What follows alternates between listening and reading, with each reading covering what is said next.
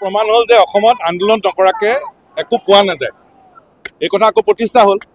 এতিয়া যোৱাকালি দেখিছোঁ শাসকীয় দল বিজেপিয়ে ন্যায় যাত্ৰা কৰিছে।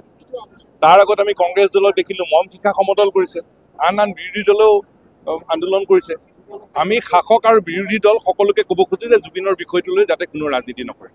আৰু আজি আমি আমাৰ যি ধাৰাবাহিক আন্দোলনৰ কাৰ্যসূচী তাৰে অন্যতম হিচাপে সমগ্ৰ অসমৰ প্ৰত্যেকখন জিলাৰ সদৰত এই ন্যায় সমদল আমি উলিয়াইছোঁ। লক্ষ্য আমাৰ স্পষ্ট, জুবিন গাৰ্গক ন্যায় দিব লাগিব।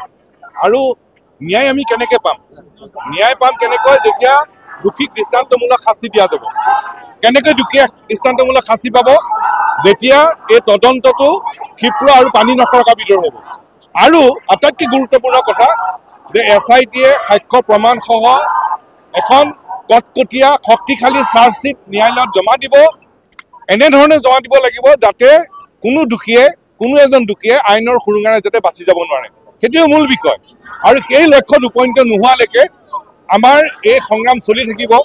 আন্দোলন শান্তিপূৰ্ণ আৰু অহিংস পন্থাৰে চলিব। কিন্তু আমি ন্যায় নোপোৱা পৰ্যন্ত আমি ক্ষান্ত নহওঁ।